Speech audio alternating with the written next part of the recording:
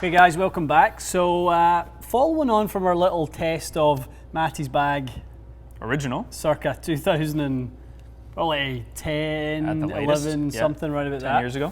We're going to dive into your driver, and this is the one I was kind of most curious and most kind of looking forward to testing. Retesting, basically. Retesting, seeing kind of where this stands relative to what you're using now, the swing you've got now. What is this kind of amount of time in driver? I know. The landscape of drivers. What does that mean? This is a full 7 years of development, somewhere in that range. Well, so quite, obviously we're trying to kind of stick with the companies. it works out that I already use it. It does. It works out well here, and with the Titleist stuff, it made sense that we test T100, AP2, both the first generation of those particular models. So this will be very interesting. i20 was a driver that launched at the PGA Show 2012. Was pretty popular at the time. Nice kind of matte finish on it. Had quite a kind of classy look to it. It was pretty sharp looking. Obviously, for the guys who always shied away from the G models because of the size, they were always very long front to back. They were big, weren't they? Always designed to kind of get a bit more kind of launch and spin out of it. So this was designed for the guys who are a little bit quicker. Right. So, or the guy who just liked the look of it and bought it. Well, I'm sure there was a lot of those. I know a bunch of them. So you were using an Aldila Phenom 70X. Yes. You went a little bit shorter at the time with this one. I did, thinking that it would help me hit more fairways, and I'm pretty sure it failed at the time. Yeah, it's 44 and a quarter. 44 and a quarter, so quite a lot shorter. You play a driver right now. It's right at standard. Dead on 45. Yeah. Okay, so we did add a little bit of head weight because I remember originally when you and I looked at this together, close to 2 years ago, the first thing we saw was like the swing weight was so light. It was like C3, C4, something ridiculous. like that. So I taped the crap out of it. So this is D6, this is D0, D1-ish. So they're at least on the same kind of planet. I mean, that's it. Relative head weight is somewhat similar. Now D6 with your ping driver, like we were just talking about it off camera. That's where you're going to find a G410 club that doesn't have a counterbalance shaft. That's just what it's going to be. We've got the new Ventus Black in there now. That was really kind of almost designed for a higher balance point shaft in there. So for some people, when they put something that's a little bit more tip stiff, tip heavy, a little sort of more meaty down in the tip section, you are going to find the ping driver comes out pretty heavy for swing weight. Sledgehammer. It is. Okay, let's do a little testing with the i20. This will be interesting. Okay. Be curious to see where your ball speed is. Me too. With this guy. Do you remember what you were back? It was 160s. I'm going to say well, I'm going to put it up on the screen right now, but I'm going to say mid 160s. Okay. I remember there was a lot of spin going on, and there was like a big high push that spun off the planet, and there was like a duck hook. Yeah, I mean, you were like we said before during the iron video, your swing was very different. It was a lot longer golf swing back then. Yep. Your longer and slower. Your speed's not that different in terms of club head speed, though, is it? I think you were similar, around 120. I was around 117, so it's up a bit. It's up a bit for sure. Yeah.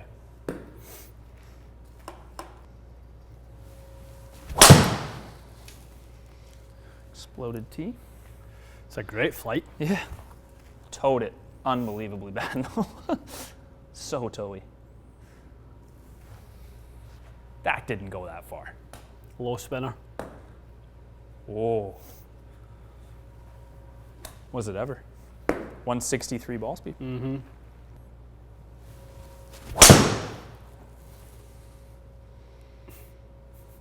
That was so much spin on it. It's a lot closer to the middle of the face there.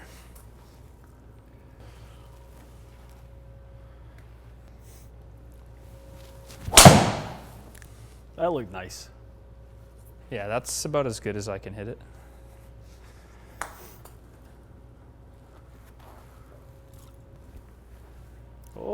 Sneaking got up it on up that there, little 170 number.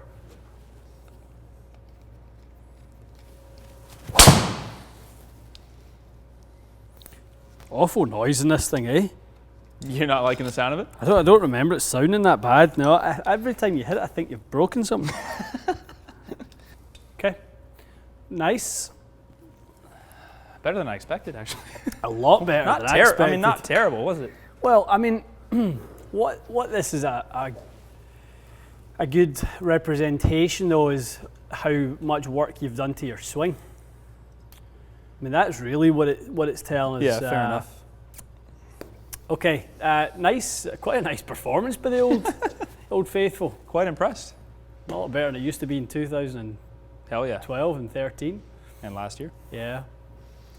All right, so the new dog. Yeah, the new one.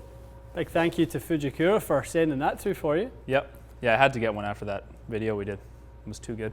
Be interesting to see kind of now it's built up to spec. That's right.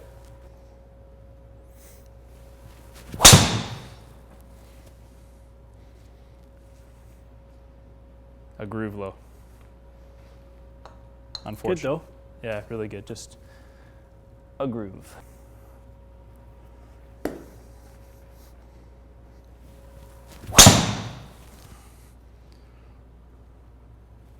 Let's get the bullet flight to That's so close to what I would like to do, yeah.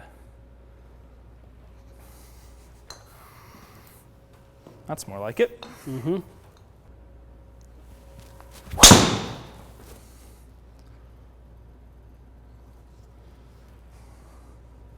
It's really close. I mean, for that to fly 310 that flat. It was low, wasn't it? Is that low delivered loft or no? I'm still hitting up. 13.4.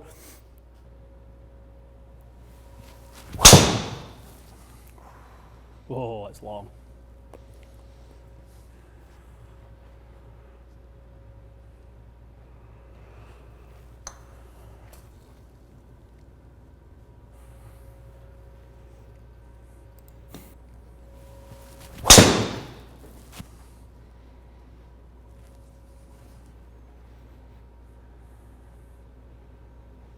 Mm-hmm.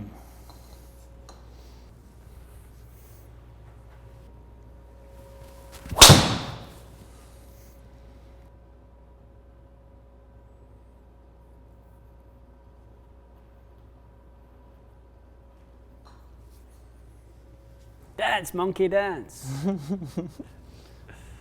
334. Okay, Matty, good job. Probably surprised how well the old faithful performed. It did fine, didn't it? It really did pretty well. I mean, it's a lot quicker than I remember it being. For sure. Middle hits were actually quite good. Yeah, the numbers were pretty balanced. I mean, I remember last time when you hit it, it had a real high spinner in it from times. But the reality is, it probably was only doing what the swing was making it do in a way. Yep. So I think now that you're so much more efficient with it, I think obviously that's it's the driver's performing better as a result, and that's obviously everyone knows the Indian versus the arrow and all that sort of stuff. For sure. Like if you're going to make a better swing, you're going to get a better result. But we are still seeing a decent size difference in terms of the flights. I mean, I'm not going to get worried too much about the distance. I mean, we would expect the distance to be more. The difference in flights, I mean, that's not an optimized flight, that is an optimized flight. And how that golf ball's coming into the fairway versus that one, they're very, very different. And more ball speed, obviously, is clear, significantly more. Yep. More efficiency on there. We didn't really need to use it, I guess, a ton this time, but obviously the advantage of being able to change, I shouldn't say we didn't use it. This is a little open, obviously, which is good. Yeah. And this we didn't move it into toe, but you could move it toe or heel. So those kind of things beyond just obviously the speed gains, there's advantages to be had with something that's more up to date. Definitely. And I think that's been a nice addition to the Ping family this year as a fitter, being able to utilize those three positions. I've used them a lot, and I think it's maybe given Ping an opportunity where maybe in the past you would have maybe overlooked it because of a certain product. You would want to utilize some, rotational corrective technology, whereas this is competitive in every aspect now. It's probably the fastest head of the year. It's pretty much always been, yeah. Yeah. It's been keeping up with the Cobra, and I don't think anything's been quite as fast. Probably, I mean, the driver that would probably give it the closest run for its money is probably Epic Flash. Epic Flash is quick. Between those two, they're the quickest. Yeah. Yeah. Interesting. Cool stuff. Yeah, Okay. I mean, it's still a usable club. We had to be a little kind to it on a couple of the mishits that were absolute disasters, so we trimmed those out. Now, those could have been swing induced, but important to say, if you high toe one, you low heel one, they went absolutely nowhere. And there were some kind of low heel ones with 410 that were actually like pretty good. They were good results. It's funny, just when you're saying that, there were some mishits that were penalised, and it's almost like we're talking about it like an old school persimmon or like the original kind of smaller heads. Like it's still a big forgiving driver. Like it's not a big driver. But I mean, look how much has changed. I mean, look at there's tech on the G410. There's tech everywhere you look. 100%. There's tech everywhere. The stability difference is so obvious. Night and day. This is not nearly as stable, obviously. But out of the middle of the head, it's really not bad. It's pretty good. Fun. Cool. Well, I mean, that's a shorter time in sort of advancements of technology than we looked at with the irons. We were looking at the irons at 11 years. This one we're looking at about, what are we at, 7 years? Yep. Yeah, coming up for 8. So quite a long time as well. What do you think's come further, drivers or irons? In that space of time, I think the drivers have come a long way. Long way. No, it's been a lot of technology in the last kind of probably 5 years. I always say to people 5-year windows. Yeah. 5-year windows is when you're going to see things change an awful lot. There might be something that comes out and changes that, but it takes that on further. But I think a nice, if you're looking at your older clubs, every 5 years is about the longest that you should leave it. Before you come in and at least assess it with a fitting or something like that. Definitely. Yeah. Cool. Okay, guys, let us know if any of you are still rocking the i20. I would love to know if someone still has an i20. Yeah, I really would. It'd be good for you to sneak out to a few demo days or book an appointment and see how your old driver's stacking up compared to the new stuff. It would be cool. Excellent. Okay, thanks for watching, guys, and we'll see you again soon.